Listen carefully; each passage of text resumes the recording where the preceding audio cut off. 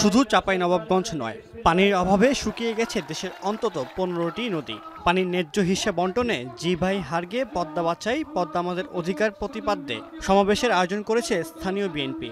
এতে পদ্মার চরাঞ্চলে ক্ষতিগ্রস্ত বাড়িঘরহারা কয়েক হাজার মানুষ অংশ নেন।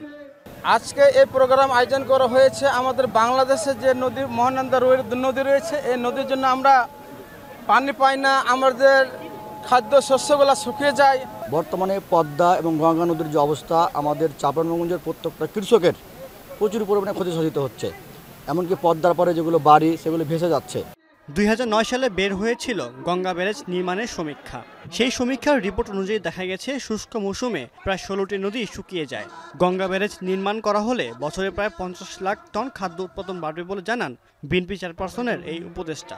বেগম খালেদা জিয়া এই গঙ্গা ব্যারেজ নির্মাণ করার জন্য একনেক থেকে প্রায় 5000 কোটি টাকার প্রকল্প তিনি অনুমোদন দিয়েছিলেন এবং সেই প্রকল্পের যে রিপোর্ট বাড়িয়েছে সেই রিপোর্টে দেখা গেছে যে পদ্মা অববাহিকার ফারাক্কা ব্যারেজ নির্মাণের ফলে আমাদের শুষ্ক মৌসুমে প্রায় 16টা নদী মরে যায়।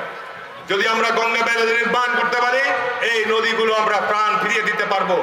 এদিকে একই সমাবেশে বিএনপি চেয়ারপারসনের আরেক উপদেষ্টা অধ্যাপক শাহজাহান মিয়া বলেন, যারা আওয়ামী লীগ করেন তারা সবাই খারাপ না। আওয়ামী লীগের চেয়ে বিএনপিতে মুক্তিযোদ্ধা অনেক বেশি, তাই আওয়ামী লীগের নেতাকর্মীদের বিএনপিকে ভোট দিতে আহ্বান জানান তিনি। আওয়ামী লীগের ভাইদেরকে আহ্বান করবো, অনুরোধ করব, আপনারা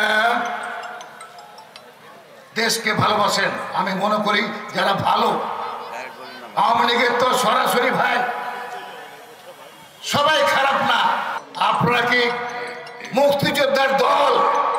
আওয়ামী লীগের চাইতে বিএনপিতে মুক্তিযোদ্ধা বেশি আছে।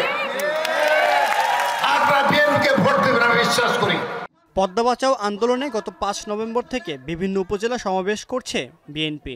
আগামী 15ই নভেম্বর এই কর্মসূচিতে অংশ নেবেন দলটির মহাসচিব মির্জা ফখরুল ইসলাম আলমগীর। এখন চাঁপাইনবাবগঞ্জ।